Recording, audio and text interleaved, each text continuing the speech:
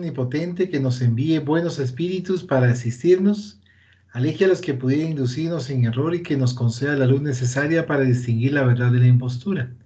Apartar también a los espíritus malévolos, encarnados o desencarnados que podrían intentar poner la discordia entre nosotros y desviarnos de la caridad y amor al prójimo. Si alguno pretendiese introducirse aquí, haced que no encuentre acceso en el corazón de ninguno de nosotros. Buenos espíritus que origináis venir a instruirnos, hacernos dóciles a vuestros consejos, apartarnos de todo pensamiento de egoísmo, de orgullo, de envidia y de celos, inspirándonos indulgencia y benevolencia para nuestros semejantes presentes y ausentes, amigos y enemigos. Haced, en fin, que en los sentimientos de que nos sintamos animados reconozcamos vuestra saludable influencia. Dad los medios a quienes se encarguéis de transmitirnos vuestras enseñanzas, la conciencia de la santidad del mandato que les ha sido confiado y de la gravedad del acto que van a cumplir con el fin de que tengan el fervor y el acogimiento necesario. Si en la asamblea se encontrasen personas que fuesen atraídas por otro sentimiento que no sea el del bien, abrid sus ojos a la luz y perdonarles así como nosotros les perdonamos si vinieren con malas intenciones. Rogamos especialmente al Espíritu de Genaro Valladolid, nuestro guía espiritual, que nos asista y vele sobre nosotros. Que así sea. Así sea. Estamos leyendo el libro La desobsesión y sus desafíos por Carlos Campetti. Dice, guía práctica para entender la obsesión, su tratamiento y prevención. Página 62, ítem 8.1.2, autoobsesión. La autoobsesión está más presente de lo que nos imaginamos. Definida como una influencia mental negativa ejercida por un individuo sobre sí mismo, su solución depende del cambio del tenor mental y de la disposición de ánimo del individuo en la búsqueda de la constitución de los pasos para el acierto de la marcha evolutiva. Se origina de los malos hábitos practicados a lo largo del tiempo, entre ellos la mezquindad y la avaricia, que están profundamente arraigadas en el egoísmo, el odio conservado en el tiempo, pudiendo permanecer por varias reencarnaciones, la insistencia en el deseo de venganza que lleva al olvido de los aspectos positivos de la vida, situaciones excepcionales del pasado cristalizadas y manifestadas como traumas psicológicos, personalidad múltiple que demanda solución para la liberación del espíritu, para la vivencia y acumulación de nuevas experiencias. Los remordimientos que se intensifican en la sucesión del tiempo por ausencia del autoperdón y de convencimiento de que es capaz de superar los engaños cometidos. Las consecuencias de la obsesión son muchas. Vamos a examinar tres de ellas, siendo la primera la atracción de espíritus desequilibrados con la producción de la obsesión en función de la autoobsesión y teniendo por resultado los procesos simbióticos por los cuales, a la semejanza de los vegetales, los dos seres pasan a alimentarse mutuamente de los desequilibrios que les caracterizan. Y pie de página, caso Claudio Nogueira, ya referido. 64. Perdón. Aquí, las influencias son mutuas y pueden intensificarse hasta que la dependencia mutua llega al punto de uno no poder alejarse del otro, pues el cuerpo del encarnado no sobreviviría a la separación. Pide página 64, léase Locura y Obsesión de Manuel Filomeno de Miranda en la psicografía de Divaldo Pereira Franco. La segunda consecuencia que deseamos referenciar es la generación de enfermedades mentales. Pide página 65. Véase ítem específico sobre las enfermedades mentales en este opúsculo. Como la esquizofrenia, licantropía, pide página 66. Licantropía, estado de espíritus que se entregan a la culpa por engaños cometidos, que no ejercitan el autoperdón y que son llevados a sentirse y a comportarse como animales, con más frecuencia como lobos, por procesos magnéticos inducidos por otros espíritus malos con fuerte capacidad de hipnotización de las mentes en desequilibrio. Y la ovoidización, pie de página 67, ovoidización, proceso de reducción de la forma perispiritual a la forma ovoide por pérdida de los miembros en consecuencia de la producción del monoideísmo, es decir, la concentración en una única idea de odio exacerbado y deseo de venganza por ausencia de perdón. Así como todo tipo de enfermedad física, porque la enfermedad psíquica se traslada al perispíritu y de este al cuerpo carnal. La tercera es la renuncia a los potenciales de desarrollo y crecimiento espiritual, pues queda anulada la capacidad de amarse y valorar los aspectos positivos que deben de ser desarrollados dentro de uno. Hay varios casos ya referenciados en este opúsculo relacionados con la autoobsesión. Uno, que aún no nos referimos, se trata de la movilización por odio intenso, que puede ser consultado en Liberación capítulo 6. Otro caso es de nuestra experiencia personal y está relacionada con la autoobsesión por desequilibrio en el campo sexual. Este es del título Autoobsesión. ¿Alguien que desea hacer algún comentario? Sí, yo quiero hacer un comentario sobre la personalidad múltiple y los traumas psicológicos. Hay una parte que menciona sobre eso. Sí es necesario corregir esa situación para que no se estén dando estas anomalías. Y en este caso se necesita un profesional de la psicología o dependiendo, si la situación es más delicada, sería un profesional de la psiquiatría, solamente. Gracias. Gracias, Bebucho. Vemos ahí qué delicados son estos casos en extremo, porque nos decía la lectura que puede suceder que no se pueda desligar al obsesor del obsesado, porque entonces automáticamente estaría desencarnando. Entonces imaginémonos cómo se produce esa yuxtaposición de periespíritus para que en un momento determinado no pueda vivir uno sin el otro. Eso es bastante enfermizo y una dependencia que se está produciendo de esa manera muy, pero muy fuerte. Por otro lado, también me recordaba de los ovoides, y aquí precisamente nos están diciendo que los ovoides son espíritus también, que han perdido sus extremidades y que han tomado la forma ovoide, o sea, de ser como, sí, de forma ovoide, por el mismo odio y rencor que están sintiendo contra una o varias entidades. Entonces, es tan fuerte ese odio, ese rencor, que por completo pierden las extremidades. Imaginémonos qué nivel de odio y rencor pueden estar teniendo estas entidades para incluso perder así su forma y volverse ovoides. Y por otro lado, también vemos a otras entidades con una mentalidad muy fuerte, de manera hipnótica, que logran que otras entidades se conviertan en lobos, en animales. Y crean ellos que así es por la licantropía que nos estaba hablando acá la lectura.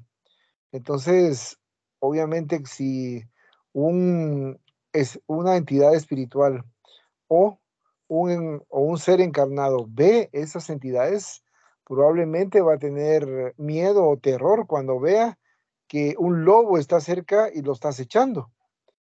Imaginemos el tamaño de un lobo y el espesor del mismo, y, y obviamente no va a ser una mirada cariñosa la que nos va a lanzar cuando nos estén viendo, ¿ah? Este tipo de entidades que adoptan la forma de un animal, ¿verdad? Entre otros, porque hay otros animales, pero en este caso la licantropía adoptan la forma de un lobo. Tal es así la concentración o la centralización del pensamiento negativo de odio y rencor que se vuelven unos animales. Imaginemos qué tan fuerte es eso. Entonces, hay que tener mucho cuidado y precaverlo, como dice nuestro Maestro Jesús de Nazaret, ¿verdad? Entonces, mejor perdonar. ¿Cuántas veces? Hasta 70 veces 7, para evitar llegar hasta a ese mundo. Y René quiere hacer un comentario. Yo tengo duda, cuando están convertidos en lobo, ¿pueden atacar? O sea, ¿te atacan como forma de lobo o como? Sí, atacan como forma de lobo. Entonces, tu espíritu estaría siendo mordido por lobos. En un momento determinado, sí. O sea, digamos, si es de desencarnado a desencarnado, en un momento determinado, pero dependiendo también cuál es el grado vibratorio de cada uno. Porque, por ejemplo, hay unas entidades superiores que los lobos no los miran. y también algunos espíritus que a ellos no los miran porque su nivel vibratorio es mucho más elevado, mucho más alto, entonces no lo pueden mover porque ni lo miran, no lo miran. Pero si es más denso y es un espíritu inferior, entonces sí le puede hacer daño, ¿verdad? No matarlo, porque el espíritu es inmortal, según hemos aprendido, pero le puede hacer daño. A ver, pero suponete que uno esté vivo y el otro, si te está mordiendo, suponete que espiritualmente el lobo te está agarrando la pierna. Sí. ¿Aquí físicamente sentirías eso? A veces se produce porque hemos visto que hay arañazos, ¿verdad? Incluso hasta quemaduras también en la piel, ¿verdad? Entonces puede ser, ¿verdad? No sé de qué manera o cómo lo hacen para poder lograr ese efecto, pero sí hay arañazos muy fuertes, incluso también muy profundos, a veces en la espalda o varias partes del cuerpo, debido a esos ataques, ¿verdad? Que se va produciendo. Y así como lobos, hay algunos también que adoptan la forma, como le llaman también a Satanás, ¿verdad? El diablo. También adoptan esa forma y entonces cuando se le aparecen a las demás personas, se horrorizan de lo que están viendo. Y verdad, porque ya saben qué es. Y entonces lo utilizan también esa forma algunas entidades perversas, ¿verdad? Para lastimar y ejercitar el miedo a quien está observando en ese tipo de situaciones. Entonces, porque recordemos que el periespíritu, una de sus cualidades es como que es maleable, ¿verdad? Entonces puede ser maleable para el bien o maleable para convertirse en una forma que produzca terror, ¿verdad? Así como un lobo, como un perro, ¿verdad? Como tenemos un perro así rabioso, puede convertirse de esa manera, ¿no? Y entonces infligir miedo en la persona encarnada o en la entidad espiritual que no esté muy evolucionada, ¿verdad? Entonces, vemos que hay que tener mucho cuidado con todo ello y saberlo, ¿va? Por saberlo, porque de repente nos topamos nosotros en el plano espiritual con un lobo, entonces ya sabemos que estamos frente a una entidad, puede ser, ¿verdad? Puede ser que estemos frente a una entidad perversa, ¿verdad? Solamente.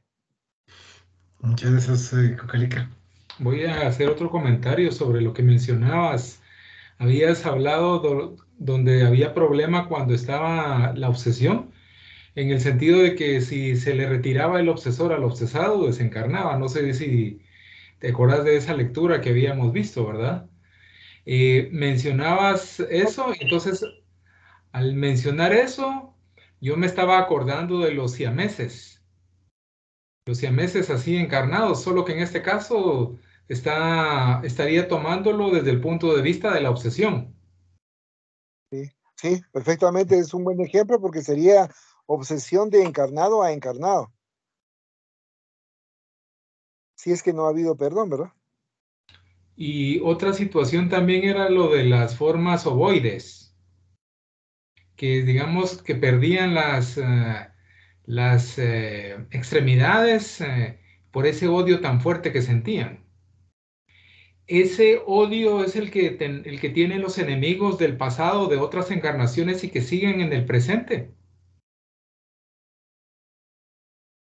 Probablemente porque recordemos en la lectura, en uno de esos libros de André Luis, narra, no sé si se acuerdan ustedes, que una persona encarnada tenía 64 ovoides ligados a él. Imagínense, eran 64 seres que estaban ligados de odio por ese ser que está encarnado. Entonces, definitivamente, como bien comentás, puede ser muy probable que sea ese tipo de situaciones que puede ser lo más común, que es por cuestiones del pasado y que debido a esa imantación de odio, y puede ser que uno le haya hecho daño a muchas personas, ¿verdad? O muchos espíritus, que todos ellos sienten lo mismo hacia nosotros. Por eso es que hay que tener mucho cuidado cómo nos conducimos nosotros en todo momento. Solamente. Gracias, Coca. Dice el ítem 8.1 1.4, sueño y convivencia. Como explica el espiritismo, al dormir el cuerpo, el espíritu, que no necesita el mismo tipo de reposo, se desprende y va en busca de aquellos con quienes se afinan, sean buenos o no. Recuerdo a un muchacho joven que no conocía nada de espiritismo. Cuando intentaba explicarle sobre esa cuestión, me dijo que lo sabía, pues como era feo, no atraía a las muchachas guapas, pero que por la noche, durante el sueño, muy frecuentemente estaba con ellas, autoobsesado con el sexo, atraía a los espíritus que vibran de la misma faja, de la misma franja, involucrando a los encarnados, incautos y descuidados, presentándose en las formas que él pensaba ser las más bellas. Otros, apegados a los bienes materiales mientras duerme el cuerpo, se quedan atrapados en sus propiedades o cerca de sus tesoros, perdiendo las oportunidades de convivencia con sus espíritus, protectores o familiares desencarnados que les podrían auxiliar, llevándolos a sitios más elevados en el plano espiritual. De ahí la importancia de una buena preparación antes de entregarse al sueño por las noches, con lecturas de páginas nobles, de textos que eleven el alma, que traten de cosas positivas, que que resalten el bien, y de la oración sincera que surja del corazón lleno de sinceros propósitos de elevación espiritual. Este es del subtema sueño y convivencia.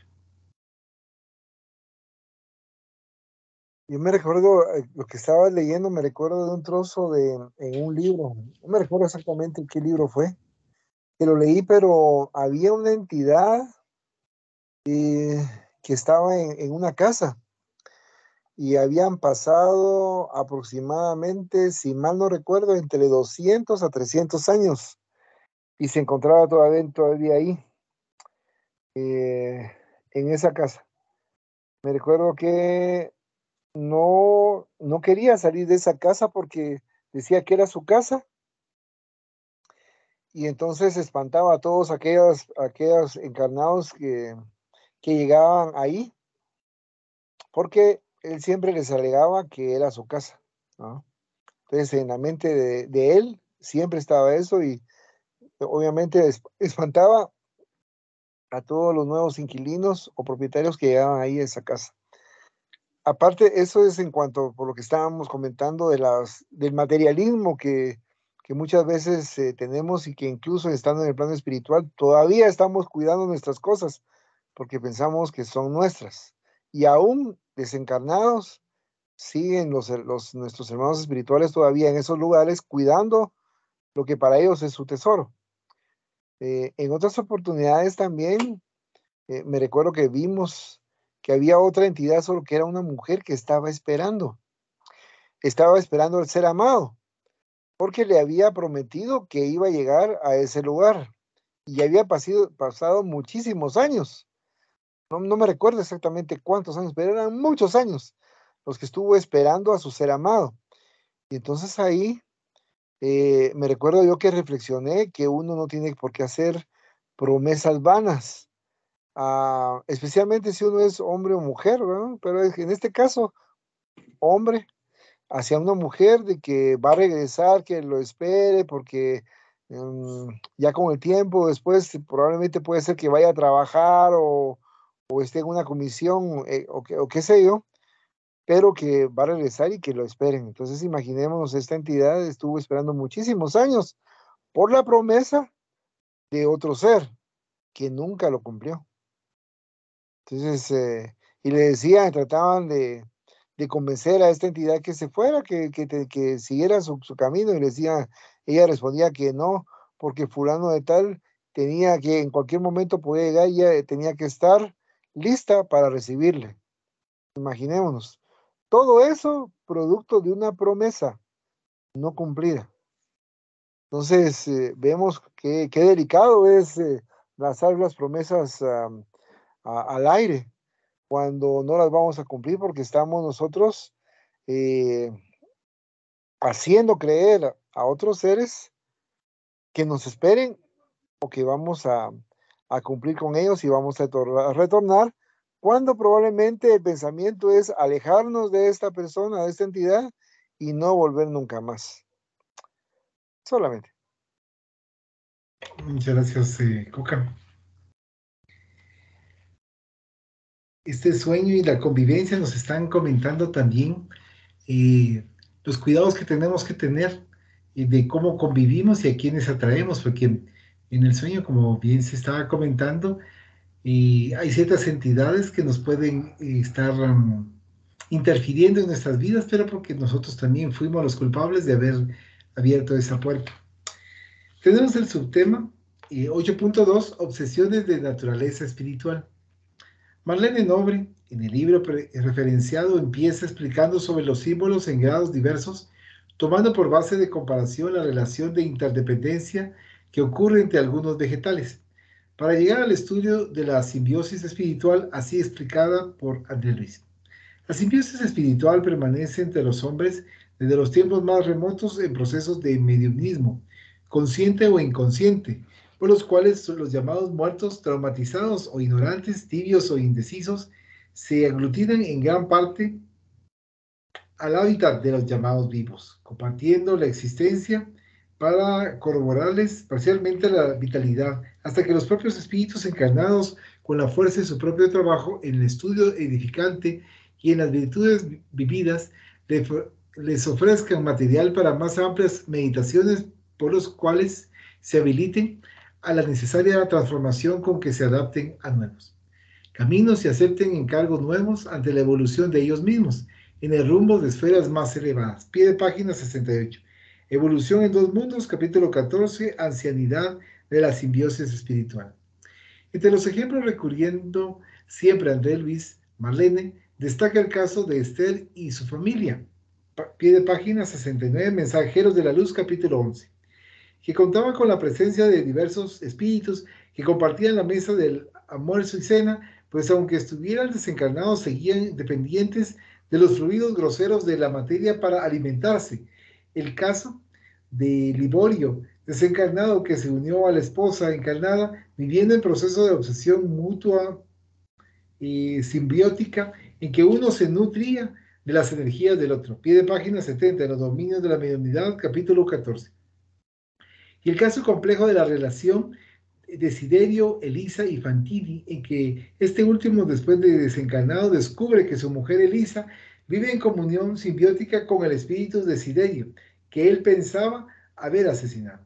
André Luis sigue refiriendo la situación de la parasitosis mental o vampirismo espiritual, clasificando la simbiosis perjudicial como siendo parasitosis y destacando entre las parasitosis el vampirismo, que según él es provocado por un vampiro que entre los espíritus es toda entidad ociosa que se vale indebidamente de las posibilidades ajenas, y tratándose de vampiros que visitan a los encarnados, es necesario reconocer que ellos atienden a los siniestros propósitos a cualquier hora, siempre que encuentren guarida en el cuerpo de carne de los hombres.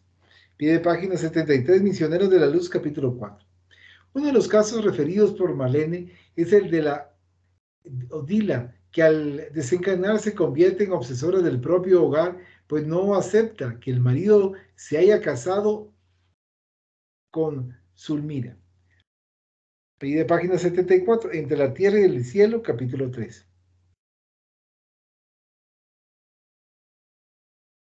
Cuando la hija ora pidiendo el apoyo de la madre desencarnada, será necesaria la interferencia de otros bienhechores espirituales, porque Odila no tenía la más mínima condición de comprender lo que pasaba y atender al pedido de ayuda de la hija. Es importante leer Entre la tierra y el cielo para enterarse de ese y otros interesantes casos relatados por André Luis, y sugerimos que el lector haga apunte de los nombres de los personajes del libro, pues de algunos de ellos son referidas hasta 3 reencarnaciones. Después de algunos capítulos, uno se pierde sin saber quién es quién. Solamente a la quinta lectura, cuando hice un pequeño gráfico indicativo de los nombres que cada personaje tuvo en cada reencarnación, me fue posible comprender mejor la historia narrada. Otra referencia de Marlene es que el aborto agrava el problema mental de la mujer que rehúsa recibir al espíritu reencarnante como hijo. Pie de página 75 en Los dominios de la mediunidad, capítulo 10. Y pie de página 76. Lo ideal será que el interesado examine esos casos en los originales referenciados para mejor comprensión del proceso obsesivo, siendo importante también para mejor entendimiento del asunto siguiente, leer por lo menos los capítulos 3, 4 y 5, La casa mental estudiando el cerebro y el poder del amor, respectivamente, y del libro del mundo mayor de Andrés Luis, psicografía de Francisco Cándido Javier. Al ser expulsado del útero que le debería de acoger para la reencarnación necesaria, el espíritu puede rebelarse y provocar muchas dificultades a la que no le aceptó por hijo, incluso su desencarnación. Pero esa referencia no tiene la intención de decir que esos casos no tienen solución, pues el espiritismo aclara que Dios siempre brinda nuevas oportunidades a los corazones de buena voluntad que buscan sinceramente la solución para los problemas que generó en las relaciones con los demás. Es justo en situaciones como esta que el centro espírita puede auxiliar a la mujer en la atención fraterna por las aclaraciones que ofrece sobre la realidad espiritual y en sus actividades mediúmnicas. Al espíritu que tuvo su reencarnación frustrada a comprender la bondad de Dios que siempre brinda nuevas oportunidades que surgirán siendo factor de facilitación del problema, su perdón y su auxilio a aquella que desea por su madre. Este es del 8.2, obsesiones de naturaleza espiritual. Aquí podemos notar algo interesante y es como que uno podría pensar, bueno, ya desencarné, dejé mi cuerpo físico, entonces ya estoy en el plano espiritual y ya no tengo hambre, ¿verdad? Entonces, porque ya que no tengo cuerpo, ya no voy a estar comiendo en el plano espiritual. Eso sería lo más lógico que uno pudiera entender, ¿verdad? Si uno se queda solamente con Kardec, eso es lo que uno entiende y eso es lo que uno comprende. Ahora, si uno comienza a leer también literatura como es la de Chico Javier a través de las enseñanzas del espíritu André Luis, nos damos cuenta que eso no es así, ¿verdad? O por lo menos así nos lo dicen ellos, que de todas maneras, dependiendo cuál es el grado evolutivo en el cual nosotros nos encontramos y nos encontramos, pues así va a ser el deseo o la necesidad que vamos a tener en el plano espiritual de poder nutrirnos y alimentarnos. Ejemplo, si por ejemplo yo tengo un deseo exacerbado de licor y no lo he dejado estando encarnado y sigo todavía con ese deseo de licor, según nos cuentan las entidades espirituales, ese deseo se centuplica. Es decir, es un deseo desgarrador el que se tiene para poder tomar y beber alcohol. Entonces, ¿qué hacen estas entidades?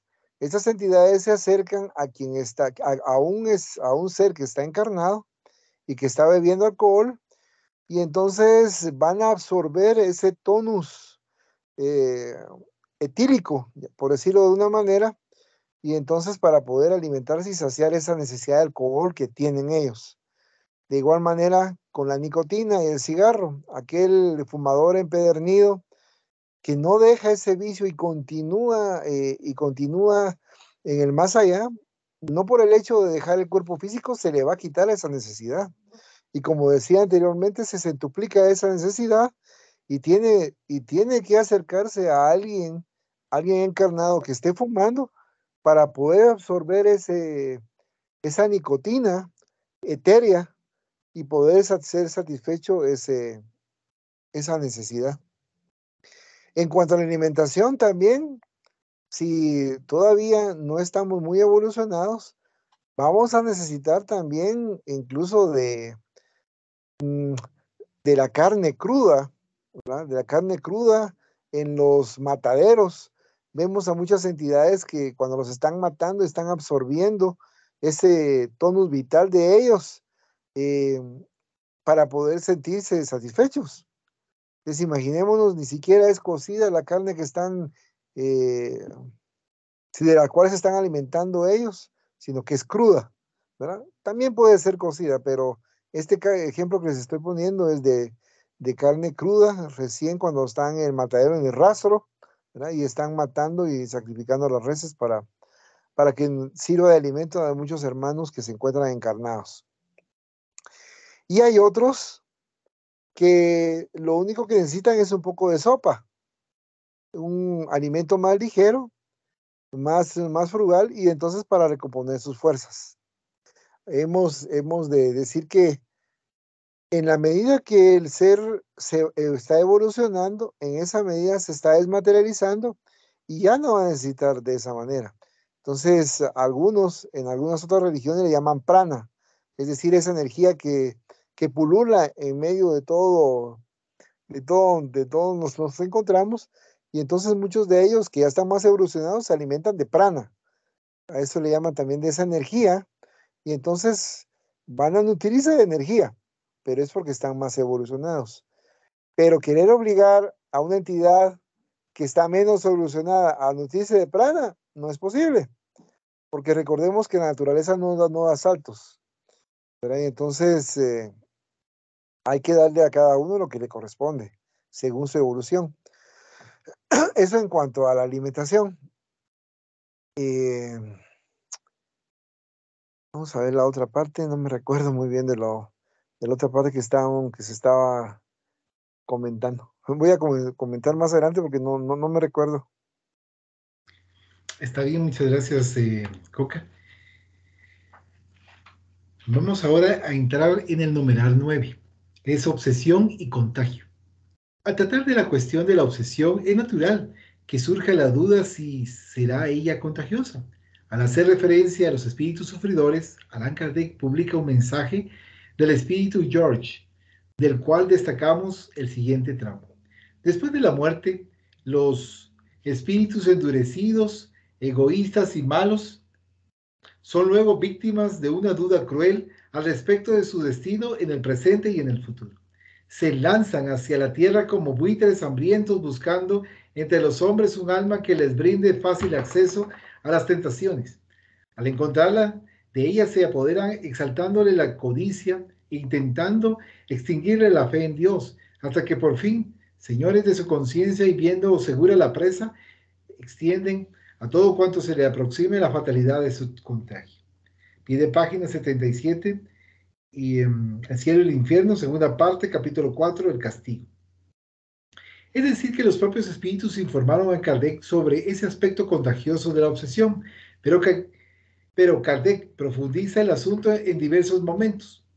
Veamos, por ejemplo, en la Génesis, capítulo 14, número 49, donde Allan Kardec aclara el asunto y remite a los lectores a la revista Espírita, pide página 79, del diciembre de 1862, enero, febrero, abril y mayo de 1863, varios artículos con el título Estudios sobre los posesos de Morcine, causas de la obsesión y medios de combatirla,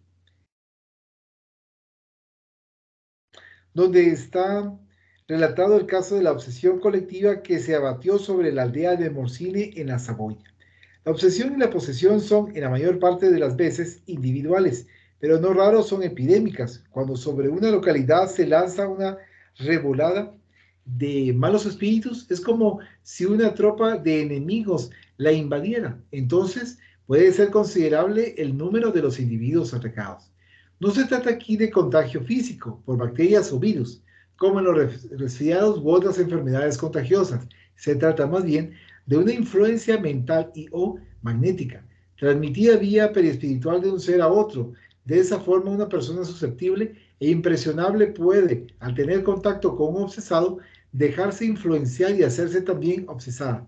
Cuando eso se extiende por una comunidad, ocurren las obsesiones colectivas, como el caso de Morcine.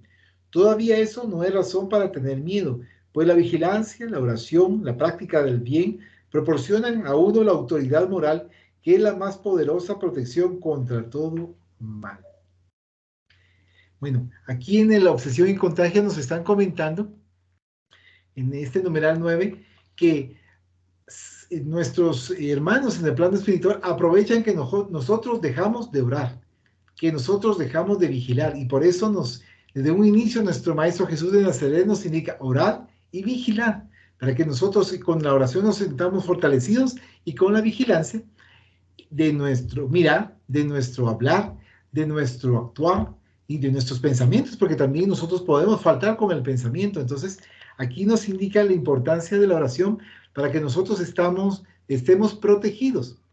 No significa que al 100%, pero cuanto más bien, porque aquí nos está indicando, cuanto más bien nosotros hacemos a nuestro prójimo, evitamos el mal, entonces ya nosotros estamos siendo como creando una capa protectora para que no seamos contagiados por ese tipo de influencias y de entidades que van a tratar la manera de sugerirnos de hacer más daño. Y por eso nos toca a nosotros cambiar para poderles no ser nosotros objeto o presa fácil, como diríamos en un momento dado. ¿Alguien más que desea hacer algún comentario?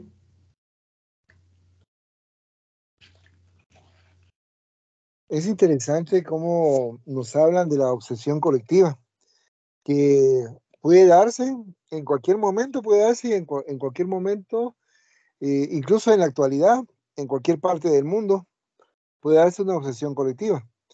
Entonces aquí nos explican que no es que sea contagioso por virus o bacterias, sino lo que sucede es que se va produciendo una influencia magnética y mental que por no estar uno evangelizado o cristianizado, sí, tal vez no cristianizado, sino evangelizado, no estar uno evangelizado, es decir, no uno cumplir en su propia vida en forma de filosofía, ¿no? Y con el evangelio que nos dejó nuestro Maestro Jesús de Nazaret. Entonces, una gran mayoría de nosotros puede ser objeto, o mejor dicho, sujeto de una obsesión colectiva por esa misma influencia mental. Afortunadamente, tenemos espíritus protectores que nos ayudan para no poder caer en esas obsesiones colectivas. Tenemos también a nuestros guías espirituales o ángeles de la guarda que nos van orientando en un momento determinado para ayudarnos y salir de ese tenor vibratorio en el cual podríamos caer nosotros fácilmente hacia una obsesión colectiva. Entonces tenemos que siempre estar atentos y, como decíamos en otra oportunidad, y como dice también nuestro Maestro Jesús de Nazaret, siempre estar alerta y ser prudentes como las serpientes ante todo acontecimiento. Ser mansos como las palomas, ¿verdad?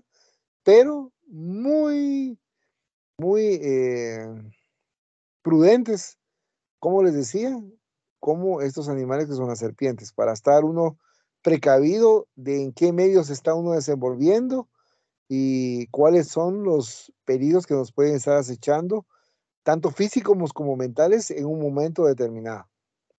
Solamente. Muchas gracias. En el numeral 10 tenemos la obsesión y suicidio. En el cielo y el infierno, pie de página, el libro Cielo e Infierno, segunda parte, capítulo 5, Antonie Bell. Kardec pregunta a San Luis si un espíritu obsesor puede de hecho llevar al obsesado al suicidio. La respuesta es positiva. Considerando la obsesión un género de prueba, pero eso no libera al obsesado de la responsabilidad, pues siempre puede contar con su libre albedrío para resistir a la mala influencia, aunque esa responsabilidad es relativa. Es decir, ella sería mayor si la decisión por el suicidio fuera tomada sin la influencia del obsesor. Pie de página 81. Véase también Paneles de la obsesión, suicidio y obsesión de Manuel Filomeno de Miranda, de Divaldo Pereira Franco. Es muy común que los obsesores, movidos por deseos de venganza, intenten llevar a sus víctimas al suicidio, pues de esa forma ellas se quedan bajo su entero control por largo tiempo, muchas veces en función del sufrimiento y del problema de conciencia que surge en función del suicidio, además de las causas anteriores de la persecución. Esto es del ítem 10, obsesión y suicidio.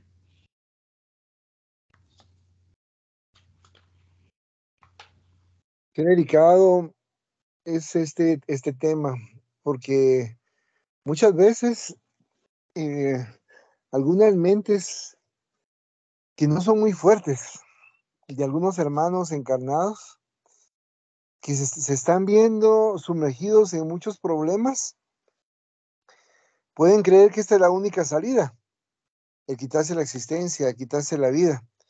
Y entonces al quitarse uno la vida van a desaparecer los problemas por arte de magia y entonces esperan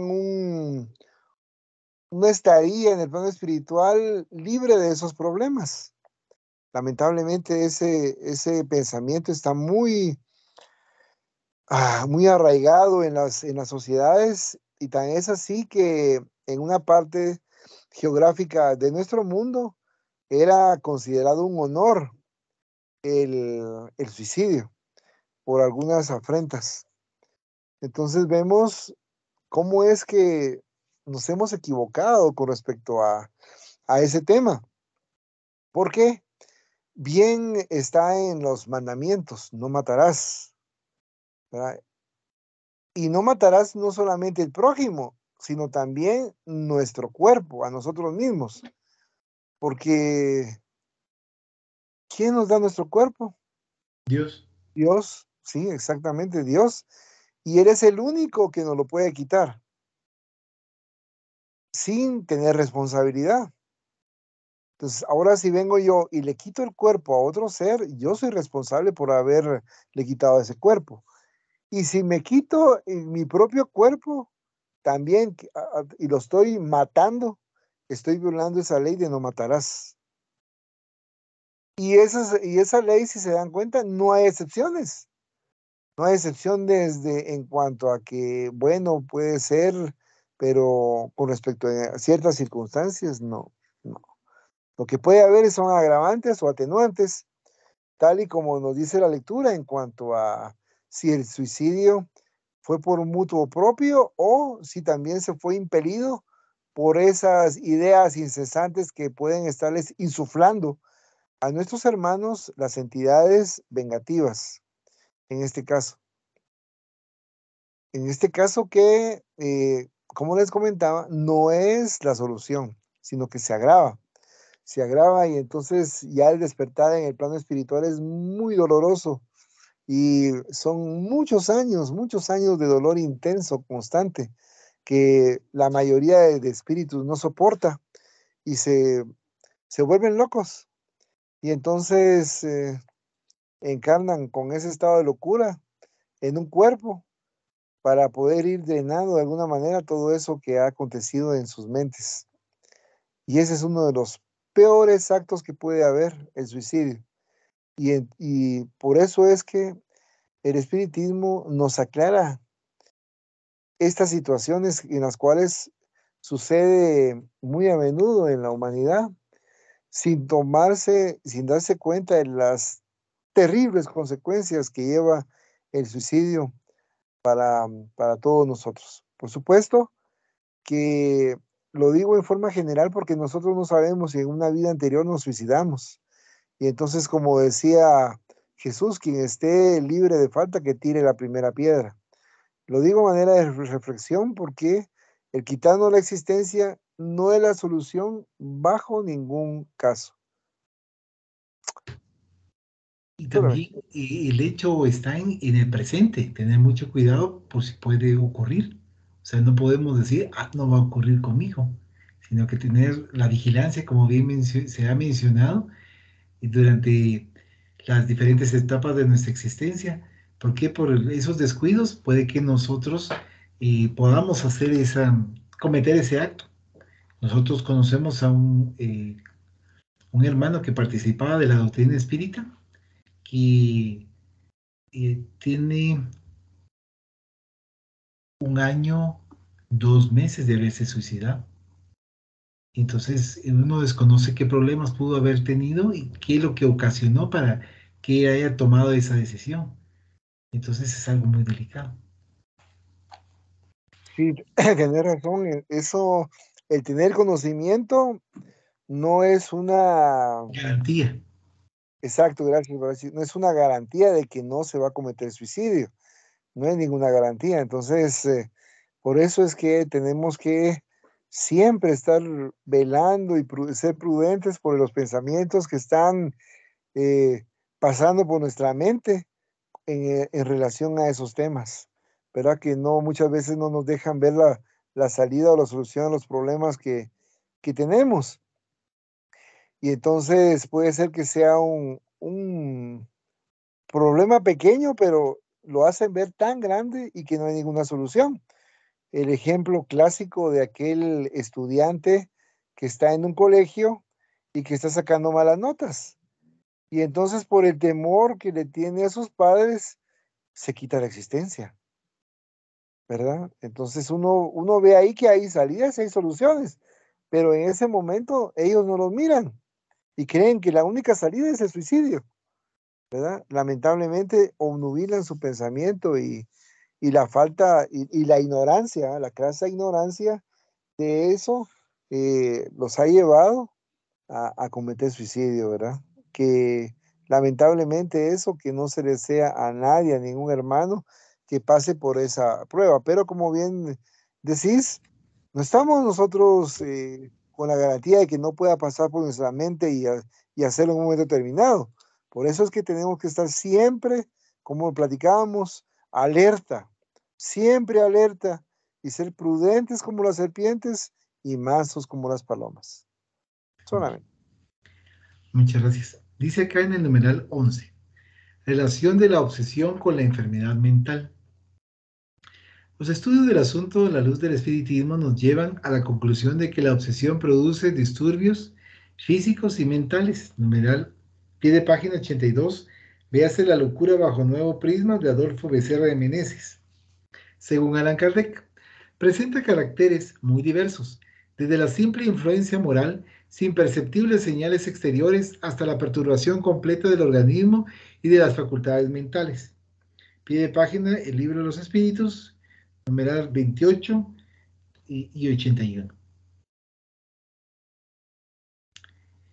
En la revista Espírita de febrero de 1866, Kardec presenta un artículo con el título Curas de obsesiones, donde registra, entre mil otros, ese hecho es una nueva prueba de la existencia de la locura obsesiva, cuya causa es enteramente distinta de la locura patológica, y ante la cual la ciencia fallará mientras se obtiene en negar el elemento espiritual y su influencia sobre el organismo. Aquí, el caso es bien evidente. Una joven presenta caracteres de la locura a tal punto que los médicos se engañaron, pero que es curada a gran distancia por personas que jamás la han visto, sin ninguna medicación o tratamiento médico, únicamente por la moralización del espíritu obsesor. Hay pues espíritus obsesores cuya acción puede ser perniciosa a la razón y a la salud. Emanuel aclara, ¿puede la obsesión transformarse en locura? Y respuesta, cualquier obsesión puede transformarse en locura, no solo cuando la ley de las pruebas así lo exija, como también en la hipótesis de que el obsesado se entregue voluntariamente al asedio de las fuerzas nocivas que le rodean, dando preferencias a ese género de experiencias. Pide página 84, el consolador que prometió Jesús, pregunta 395 por la psicografía de Chico Javier.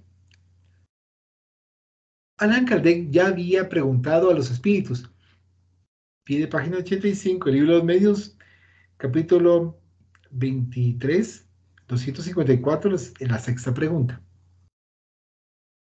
Si la subyugación corporal llevada a cierto grado podría tener como consecuencia la locura, y obtiene por respuesta un sí, con la aclaración de que hay una especie de locura que el mundo desconoce, pero que no tiene relación alguna con la locura común.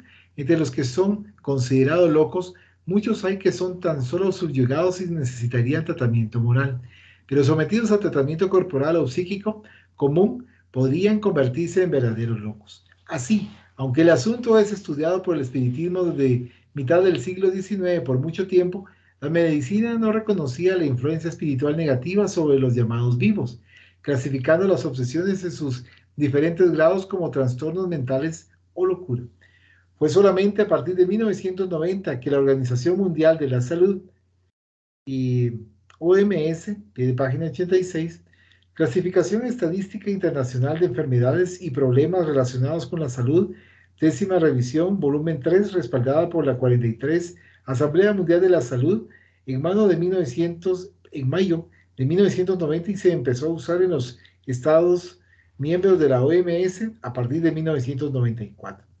Incluyó el bienestar espiritual como una de las definiciones de salud, al lado de los aspectos físico, mental y social, De esa forma, la obsesión espiritual oficialmente pasó a ser conocida en la medicina como posesión y estado de trance, que es un ítem de la clasificación estadística internacional de enfermedades y problemas relacionados con la salud. CIE 10 F44.3.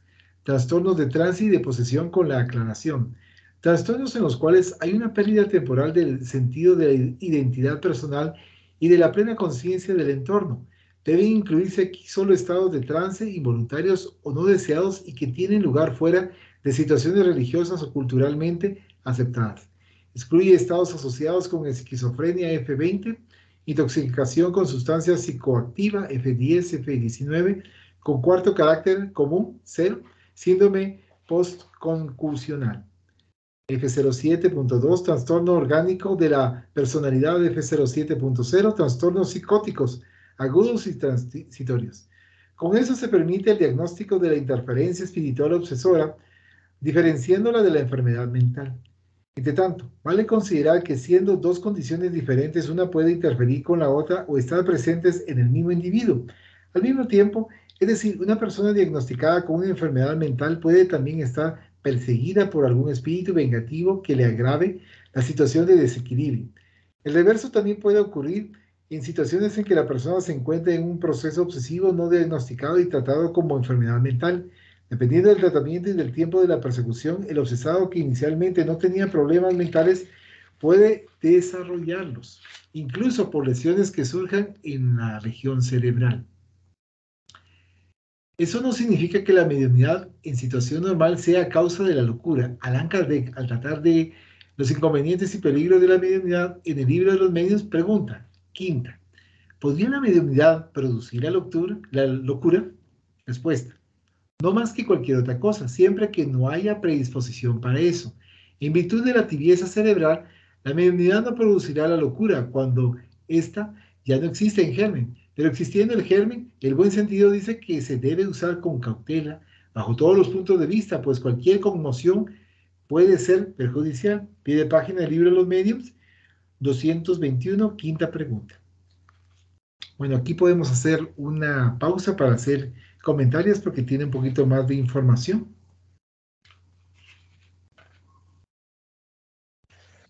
Gracias, Brachi. En efecto. Adelante. Se le quiere hacer un comentario. ¿Vale? Algo que normalmente pasaba antes y que sigue pasando. Se puede acercar un poquito al micrófono. Ok. Si te acercas al micrófono. Ahí está. Bueno, algo que sigue pasando y que también se hacía antes, ¿no? Es que hay personas que cuando están cuando son mediums y más de los tipos como mis papás, que son como de los que prestan su cuerpo, ¿no? ¿Cómo se llama ese tipo, por cierto? Parlante, va. Sí. Entonces eso es más propenso a que los tengan como locos y todo así, entonces la gente los mete como esquizofrenia y todas esas cosas, como identidad múltiple y todo, ¿no? Entonces, yo digo que todavía nos falta bastante para identificar bien cuando, o sea, en el tema de salud me refiero, cuando sí es algo de mental y cuando sí es algo espiritual.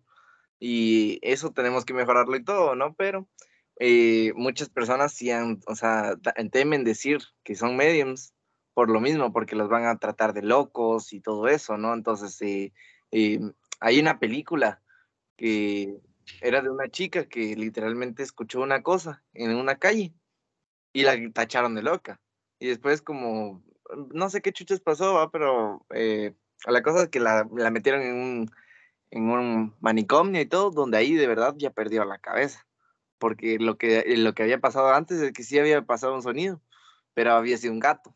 Solo que la chava se asustó y o sea, pues, y como la gente no encontró nada ahí, creyeron que estaba loca. Y al final sí enloqueció estando en el manicomio, porque la trataban como que loca. Entonces, también como se le trata a uno, es como que puede cambiar cómo se forma uno, ¿no? Pues entonces ahí también decía que pueden estar tanto la enfermedad mental como eso, ¿no? Juntos.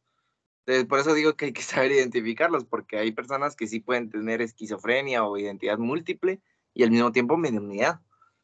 Entonces, Sí, también depende en qué momento se les trate y cómo se les trate, va a ser la proporción de qué es lo que tiene más o qué es lo que se va a formar a mayor crecimiento, digamos.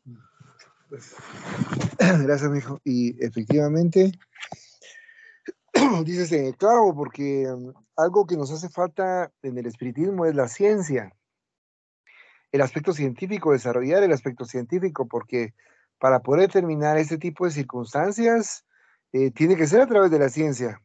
Lo que vemos nosotros también es que de la lectura que puede dañarse el cerebro, ¿verdad? Puede haber un daño cerebral, por lo que cabal estabas comentando. Incluso estando dentro de ese medio ambiente puede producirse ese daño cerebral. Entonces, podemos pensar que incluso las vibraciones y la energía en la cual nosotros nos encontramos y que se encuentra a nuestro alrededor puede provocar también un cambio en las vibraciones de nuestro propio perispíritu como matriz. Y eso después va llegando al cerebro y entonces va provocando algún tipo de enfermedad mental que, como bien estaba comentando René, puede ser imperceptible. Uno puede creer que la persona está bien, pero realmente está enferma mentalmente, ¿verdad? Y entonces no se da cuenta esta persona, ni se da cuenta los que están a la par, ¿verdad? Nadie se da cuenta que es un enfermo mental, nadie. Pero si existieran realmente aparatos con los cuales uno pudiese detectar, Especiales, ¿no? ¿qué manda? ¿Cómo? Especiales, aparatos especiales para Exacto. detectar. Con aparatos especiales que lograran detectar que realmente hay un enfermo mental, ¿verdad? Entonces, podría darse ese caso. Y otros casos también, que como hemos visto también en el manicomio los tienen como enfermos mentales cuando no lo son.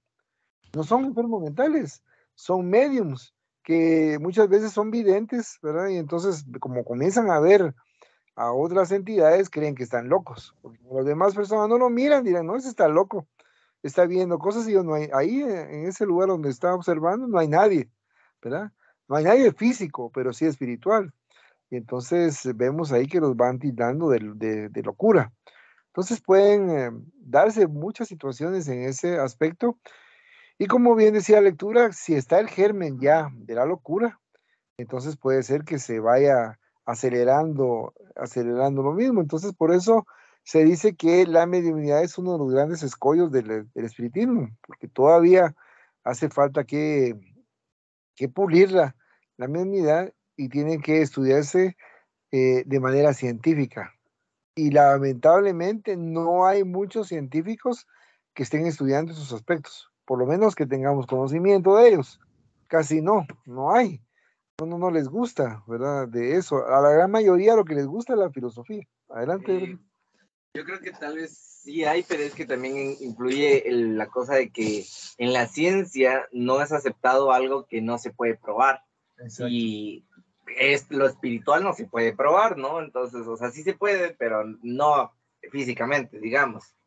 Entonces, o sea, o sea, yo sé que se puede, pues, pero me refiero a que hay temas como, por ejemplo, todo esto es más difícil, ¿no? Entonces, la comunidad científica, si alguien está investigando eso, lo va a tachar también como que no es científico, no le van a aceptar ningún avance y todo.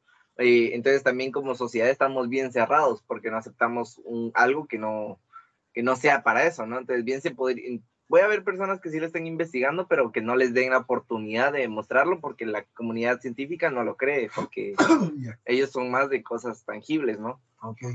Gracias, amigo. Y además de eso, también no hay los aparatos especiales para ello, ¿verdad? Entonces, pues recordemos que el método científico en espiritismo es diferente del método científico tradicional.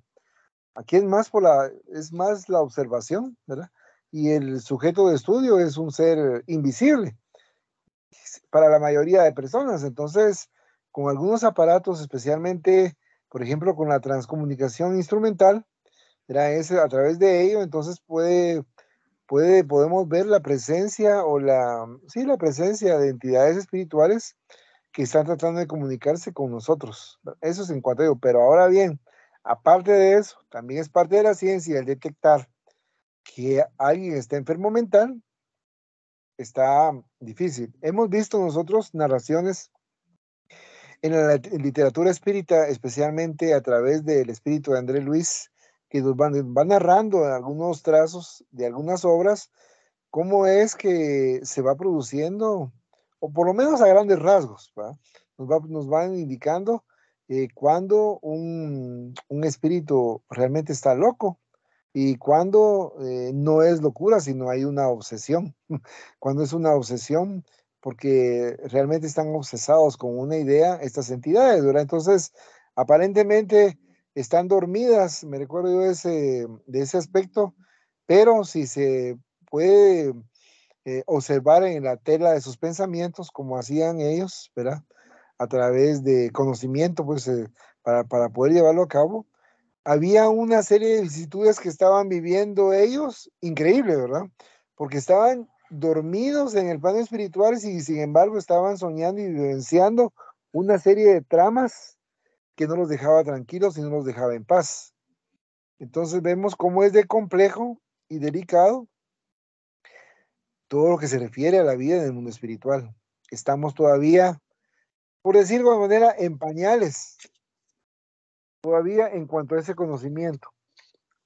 Pero a pesar de estar todavía en pañales, creo que las directrices que nos han dado nuestros hermanos espirituales nos sirven para por lo menos dar un buen paso en nuestro avance espiritual. Muchas gracias, Coca. Pues estos elementos que han comentado ustedes y nos han hecho recapacitar, y lo que mencionaba también René, que como científicamente no se ha tenido esos objetos, entonces no se pueden probar. Por supuesto que existen en el plano espiritual, nos lo han dado a conocer a través de la literatura espírita, y poco a poco es muy posible que van a ser plasmados materialmente, como la cámara Killian que estabas mencionando, y otros aparatos más que van a ser un poco más sensibles, más perceptibles, ¿verdad? Bueno, acá nos toca finalizar el día de hoy la reunión, agradeciendo la presencia de cada uno de ustedes. Vamos a hacer la oración final.